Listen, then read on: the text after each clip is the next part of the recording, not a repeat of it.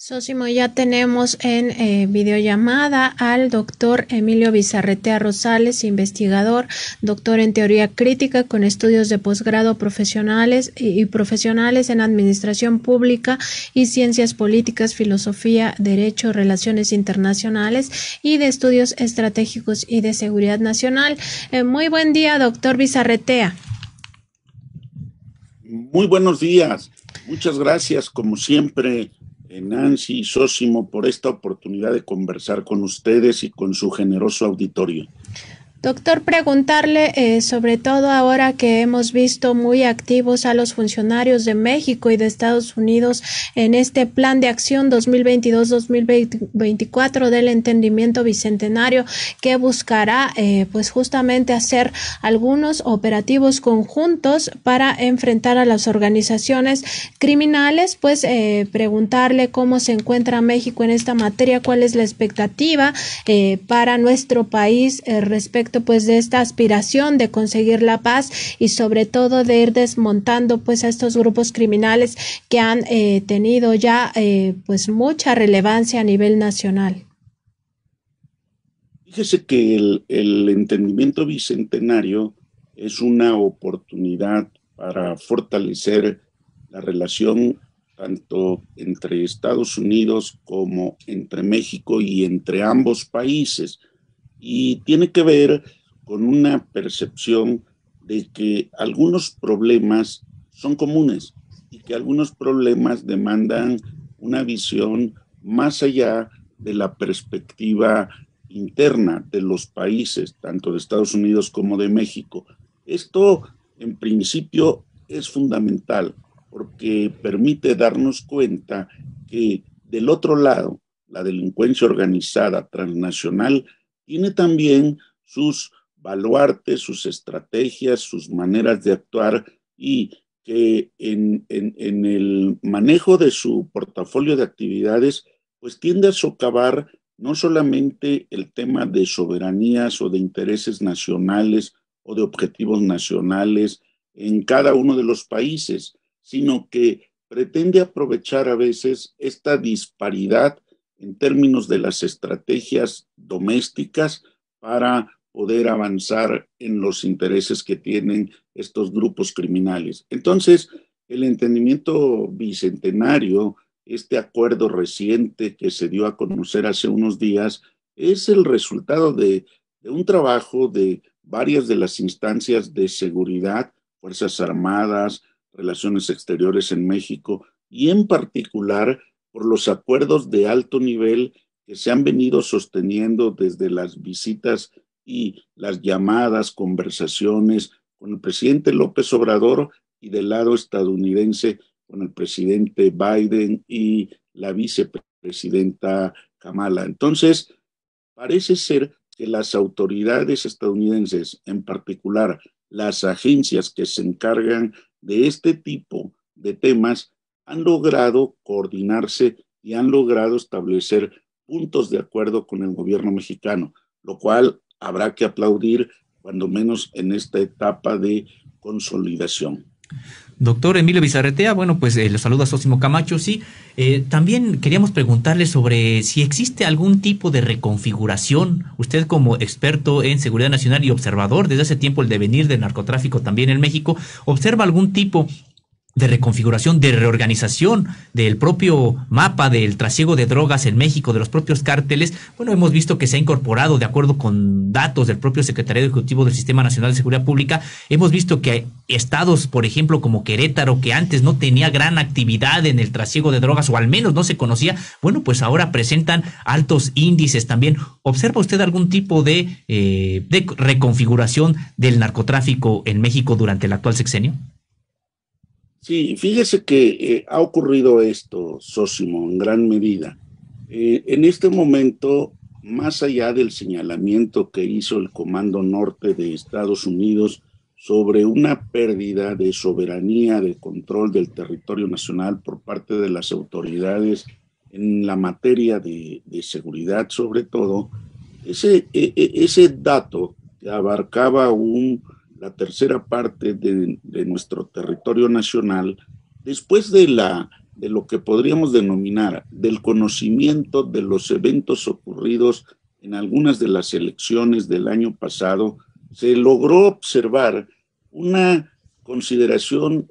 no extraña, no rara, no nueva, pero muy enfatizada por parte de los cárteles, los grupos criminales, con una participación muy directa en el proceso electoral, que implicaba incluso en su momento poder apuntalar candidatos y después autoridades que de alguna u otra manera tendrían cierta injerencia en lo que para ellos son las rutas de trasiego, las rutas de paso, las rutas de comercialización, y en esa dirección se dirigían en gran medida hacia la frontera norte. Pero el dato fuerte, hoy día me atrevo a decir, sobre todo con los últimos acontecimientos que tenemos de intervención o de colaboración con la presencia de agencias tanto de Estados Unidos como de Canadá, por ejemplo, en la península de Yucatán y en particular en la zona de Quintana Roo, en la zona de Cancún, nos ha puesto en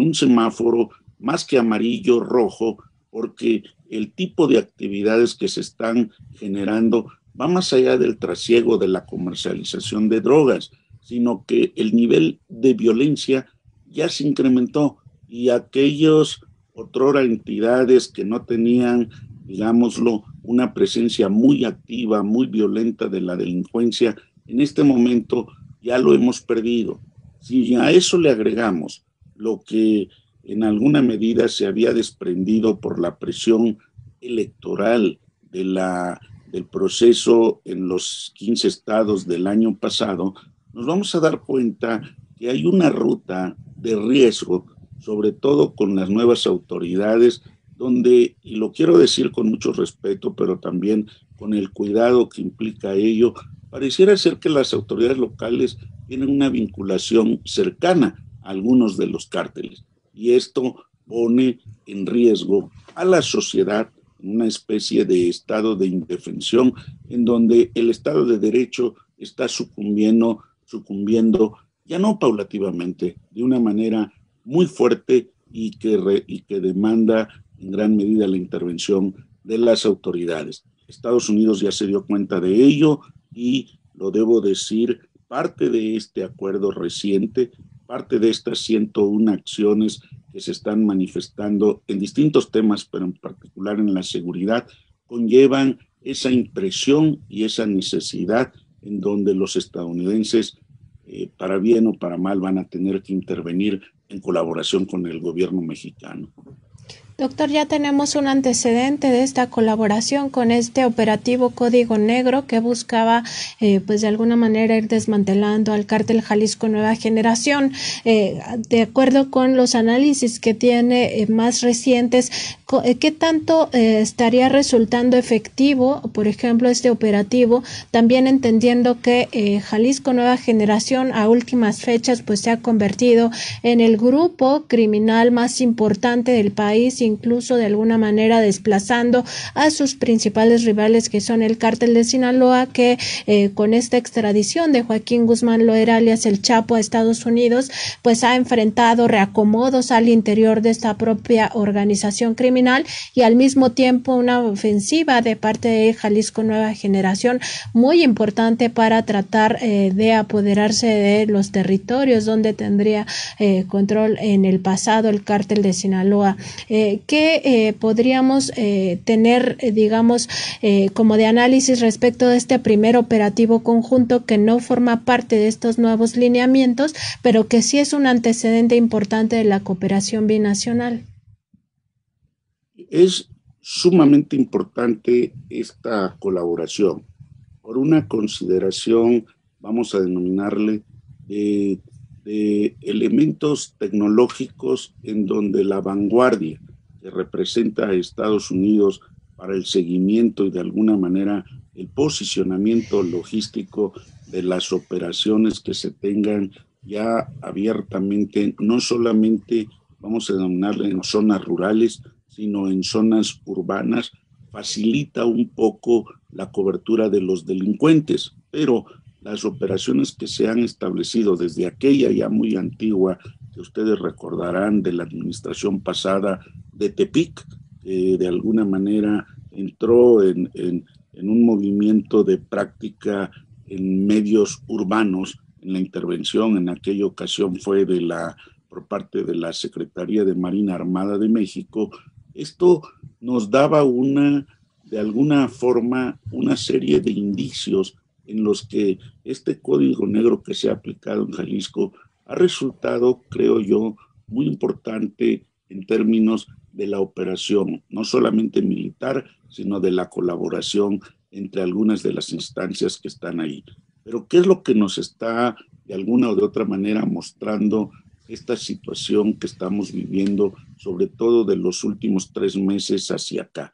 Fíjese que el detalle, y es un detalle de análisis en duda, nosotros tenemos la impresión de que los cárteles están separados, divididos e incluso en algunos lugares confrontados. Pero también hay una hipótesis en donde, por razones incluso de vínculos familiares, los liderazgos de los cárteles logran unificarse.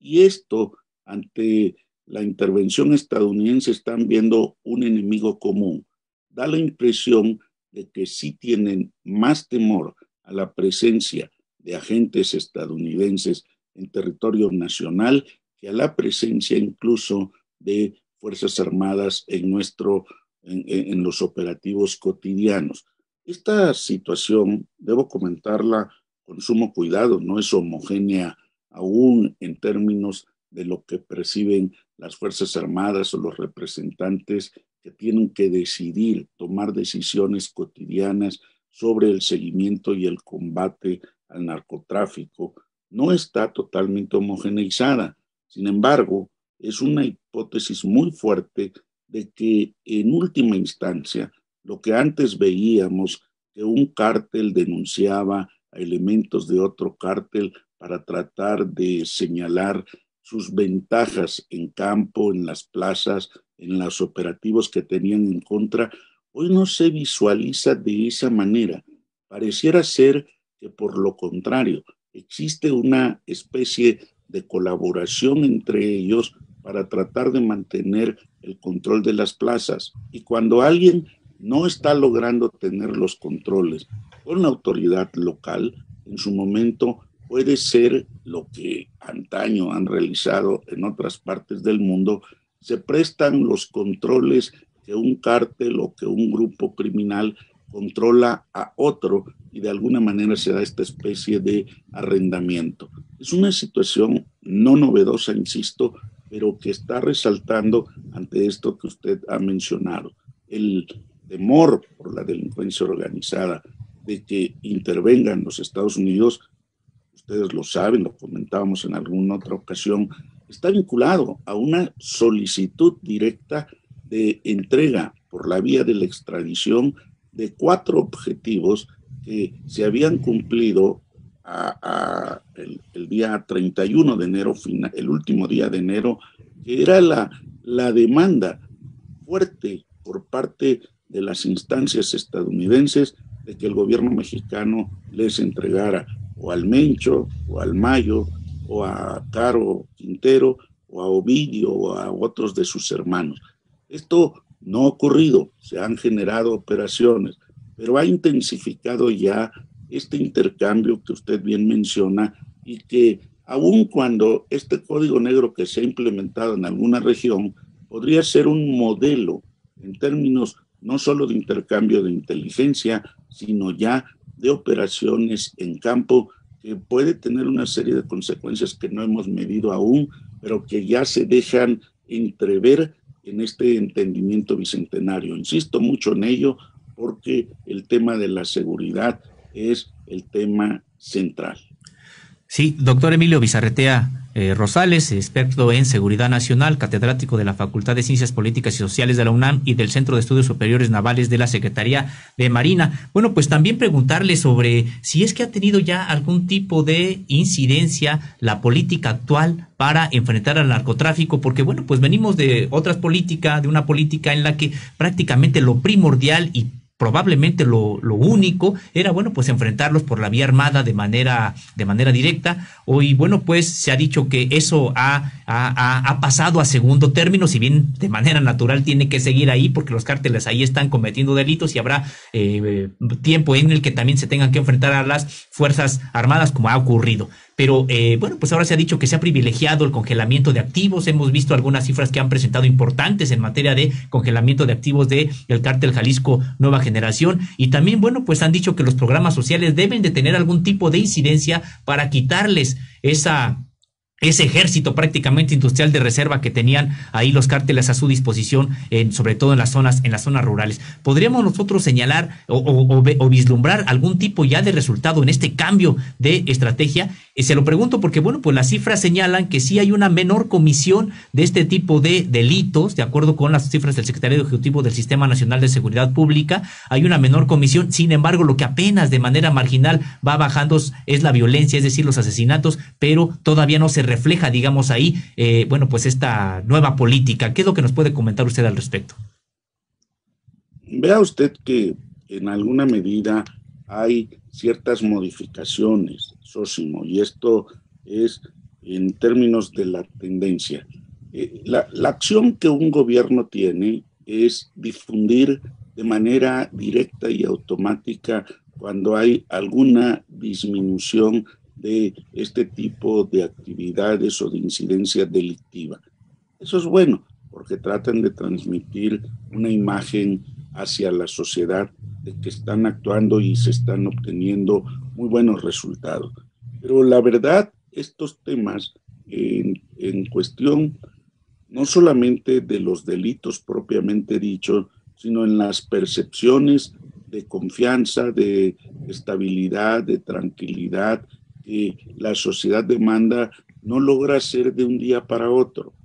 El modelo de estrategia original está teniendo, si no una rotación en términos de una gradualidad, sí un cambio en los ajustes, porque precisamente si lo concentramos en la tesis abrazos sí, balazos no, los resultados no han sido los esperados, o cuando menos no son los que una sociedad desearía. Y esto, de alguna u otra manera, ha llevado a señalar, incluso por parte de Estados Unidos, el rechazo a esa estrategia, y lo han dicho constantemente.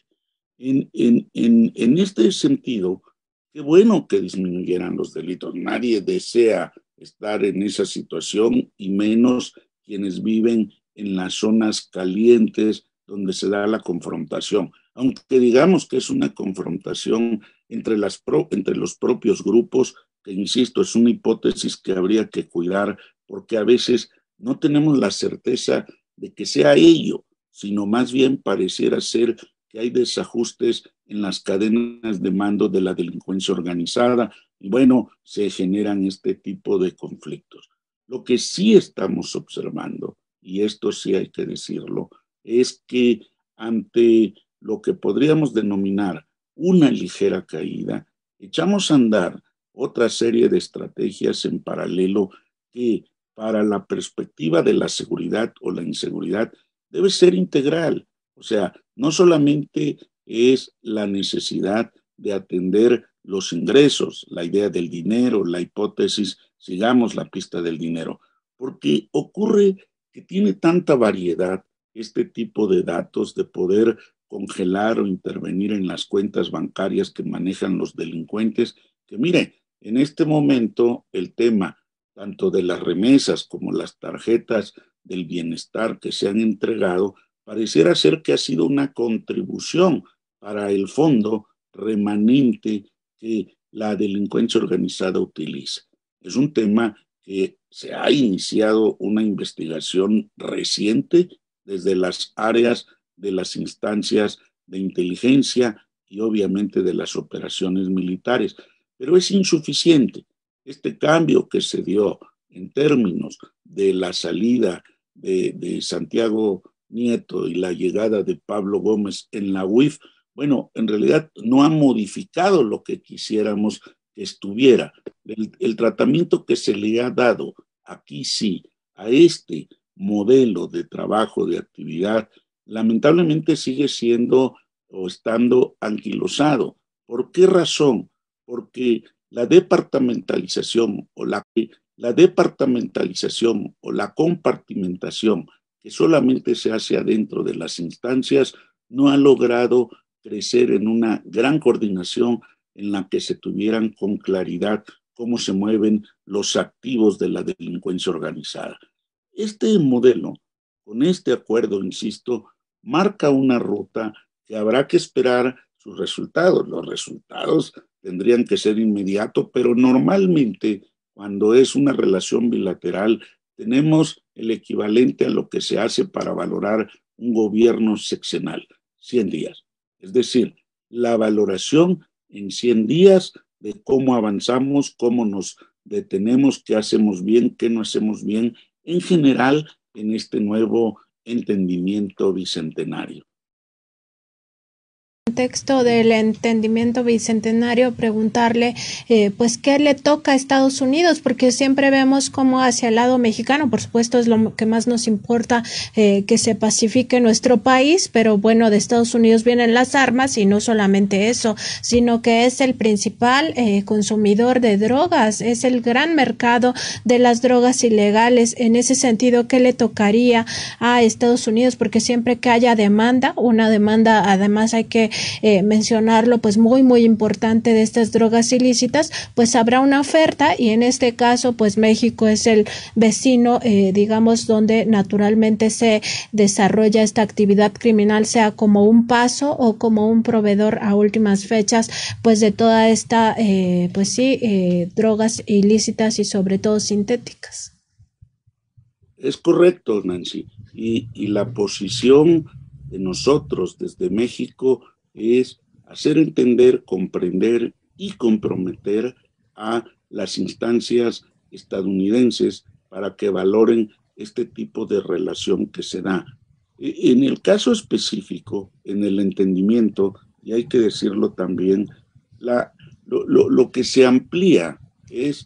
que la idea de la iniciativa Mérida se amplía, pero en función también del interés nacional estadounidense. Es decir, no solamente nuestra demanda, la demanda que tenemos nosotros en Estados Unidos por el tráfico de armas, que es vital, debería ser una demanda también en términos estrictos de los consumos de droga, en particular del fentanilo ahora, que es la presión que ellos tienen hacia nuestro país, y obviamente en la trata de personas y en una serie de tratamientos y de tráficos que nos colocan en una posición delicada y que en algún momento, de acuerdo al interés estadounidense, ellos ya avanzaron una parte importante en el grado de colaboración muy intensa que los lleva a un paso casi de un intervencionismo directo contra los delincuentes en territorio nacional. Esto que en algún momento llegamos a mencionar sobre la extraterritorialidad de los intereses estadounidenses, en particular en nuestro país, conlleva una serie de problemas por los reajustes que se tendrían que hacer en los acuerdos. Bueno, Estados Unidos ya logró lo que quería al mantener a sus agentes. Nosotros hemos recibido cierto respaldo en esta discusión del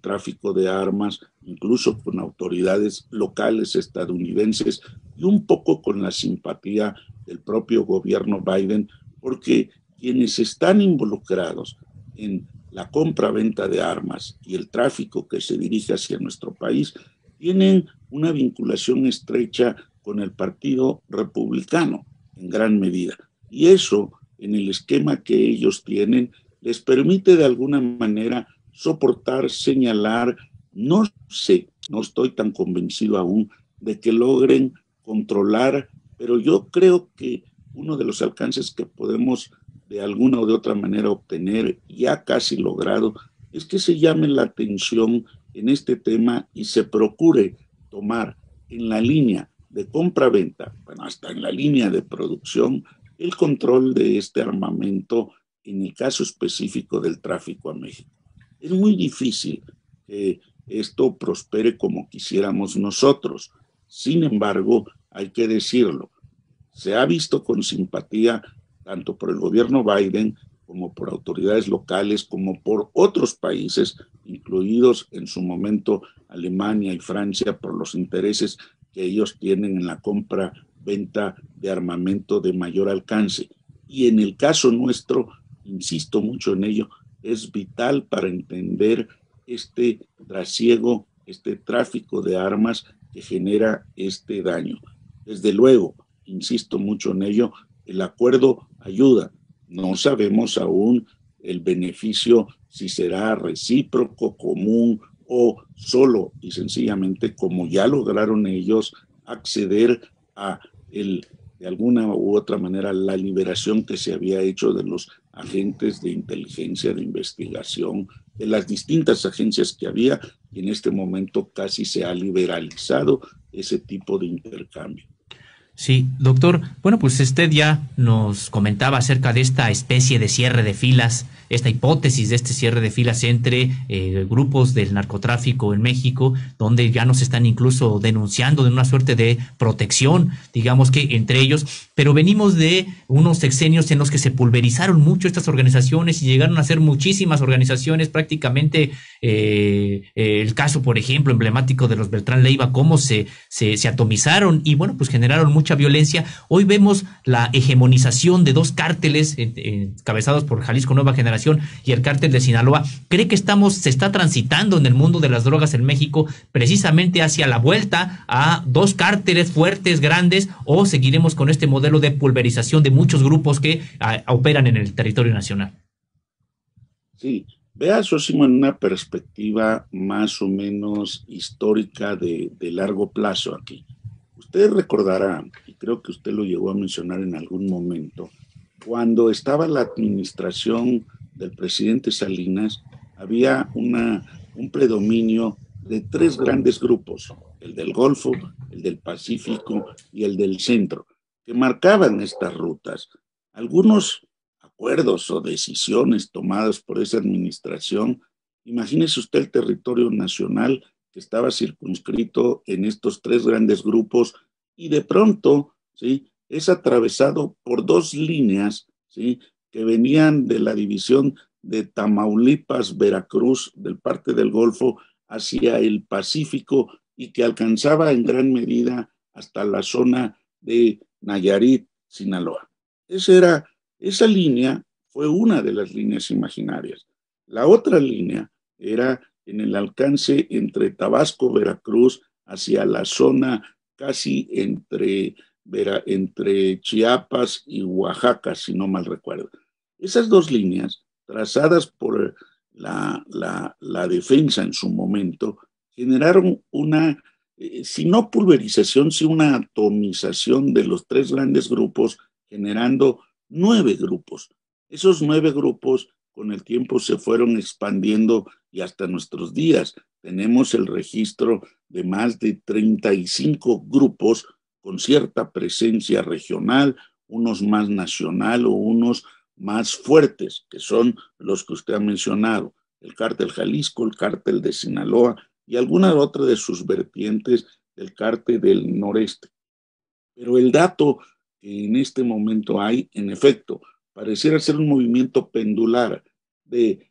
3 grupos, 9 grupos, 31 grupos en un periodo de 30 años, para ponerlo así, y esto está generando un movimiento que hay que seguir en términos estrictos de las fuerzas del poder local, de los poderes estatales y municipales, de cómo han logrado protegerse estos grupos delincuenciales. El tema ahora, en efecto, es que da la impresión de que se estuvieran atomizando, pero no necesariamente desapareciendo.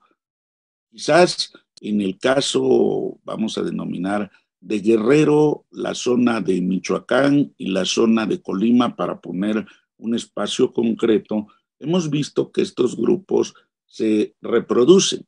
más de 30, insisto, por ejemplo, en el caso guerrerense, pero de pronto se van generando fusiones, acuerdos, alianzas, y pareciera ser que logran mantener sus controles en función de qué domina cada quien, si la producción de una droga, si la comercialización de una droga, si la exportación y salida del lugar de producción hacia el lugar de consumo. Entonces, tenemos una especie de economía de la delincuencia en función de la droga que logra permear las estructuras de poder nacional, y que eso conlleva precisamente esto que comentábamos hace un momento sobre distintas hipótesis novedosas en donde habría que entender realmente el tipo de alcance o el tipo de acuerdos y obviamente el tipo de estrategias. Cuando lo hacemos hacia dentro de nuestro país,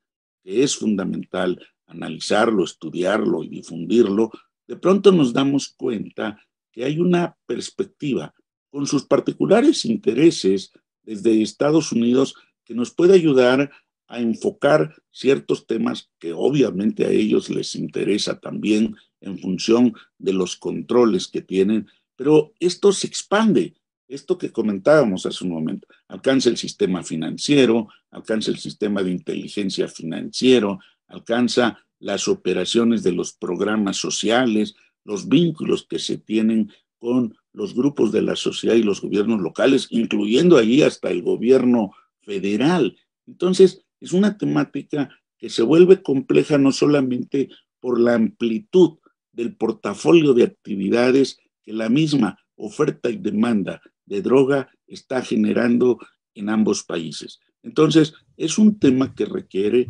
creo en este momento, la mayor atención y darle un seguimiento lo más posible en términos pormenorizados de los distintos acuerdos que se acaban de firmar. Las 101 acciones de este entendimiento bicentenario nos van a llevar a todos a valorar los alcances, los trabajos que no se han investigado, a generar intercambio institucional entre ambos países, y lo que deseamos todos es que se devuelva perfectamente la tranquilidad, la estabilidad y obviamente el bienestar de nuestras regiones nacionales. Ojalá así sea, doctor. Pues le agradecemos mucho estas reflexiones, sobre todo nos quedamos con este señalamiento que hace al final de darle seguimiento puntual a estas 101 acciones del Acuerdo Bicentenario, y por supuesto que así lo haremos en Contralínea. Muy buen día, doctor.